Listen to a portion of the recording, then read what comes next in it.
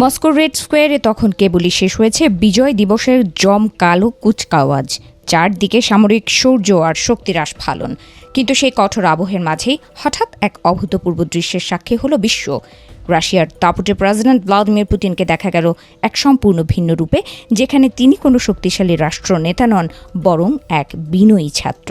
জনসমক্ষে পুতিন মানেই এক গম্ভীর ইস্পাত দৃঢ় ব্যক্তিত্ব, কিন্তু এই বিশেষ সন্ধ্যায় তার সেই লৌহ কঠিন আবরণ যেন মুহূর্তেই গলে গেল জল হয়ে।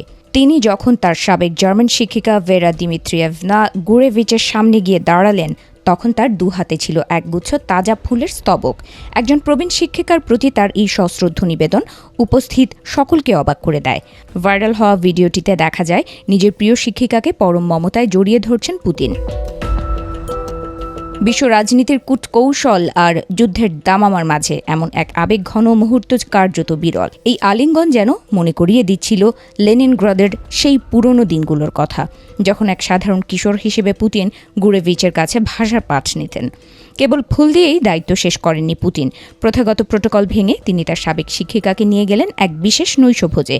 সেখানে দীর্ঘ সময় ধরে তারা একান্তে গল্প করেন। ডিনারের টেবিলে রাজনীতির আলোচনা নয়, বরং স্থান পেয়েছিল স্কুল জীবনের ফেলে আসা স্মৃতি আর নস্টালজিয়া। শৈশবের সেই চঞ্চল পুতিন আর শাসনের ছড়ি হাতে থাকা শিক্ষিকার গল্পে মেতেছিলেন দুজনেই। নৈশভোজ শেষে পুতিন যা করলেন তা দেখে নেটিজেনদের প্রশংসায় ভাসছেন নেট দুনিয়া। রাশিয়ার সর্বময় ক্ষমতার অধিকারী হয়েও তিনি নিজেই গাড়ি চালিয়ে তার শিক্ষিকাকে ক্রেমলিনে নিয়ে যান। ব্যক্তিগতভাবে তাকে এসকর্ট করার এই সিদ্ধান্ত এটাই প্রমাণ করে যে সময়ের চাকায় পৃথিবী বদলে গেলেও গুরুর প্রতি তার শ্রদ্ধাবোধ এতটুকু ম্লান হয়নি। পুতিনের এই জার্মান প্রীতি আসলে অনেক অনেক পুরনো। পেশাগত জীবনের কেজিবি অফিসার হিসেবে জার্মানির ড্রেসডেনে থাকার সময় তিনি এই ভাষার দক্ষতা অর্জন করেছিলেন। 2001 সালে জার্মান পার্লামেন্টে তার দেয়া বক্তৃতা আজও অনেকের মনে গেঁথে আছে। তবে এই ভাষাগত দক্ষতার ভিত গড়ে দিয়েছিলেন এই ভেরা গুরেভিচই, যা পুতিন কোনো দিনই ভোলেননি।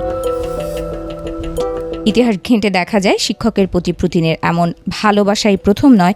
এর আগে 2005 সালেও ইসরায়েল সফরের সময় তিনি তার হাই স্কুলের আরেক জার্মান শিক্ষিকা মিনা উইদিৎস্কায়া বার্লিনার সাথে দেখা করেছিলেন। সে সময়কার সেই পুনর্মিলনীয় বিশ্বজুড়ে বেশ আলোড়ন সৃষ্টি করেছিল। বারবার এমন আচরণে পুতিন যেন বুঝিয়ে দিচ্ছেন শিকড়কে ভুলে যাওয়া কখনোই প্রকৃত মানুষের পরিচয় নয়। বিশ্বজুড়ে যখন রাশিয়া ইউক্রেন যুদ্ধ নিয়ে টান টান উত্তেজনা, ঠিক তখনই এই ব্যক্তি পুতিনের মানবিক রূপটি নতুন করে আলোচনার জন্ম দিয়েছে। সমালোচকরা যাই বলুন না কেন, একজন প্রাক্তন শিক্ষিকার প্রতি এই বিনয় এবং বিরল সম্মান প্রদর্শন সোশ্যাল মিডিয়ায় ইতিবাচক সাড়া ফেলেছে। এই ঘটনা যেন চোখে আঙুল দিয়ে দেখিয়ে দিল ক্ষমতার শিখরে পৌঁছলেও গুরুর স্থান সবার উপরে।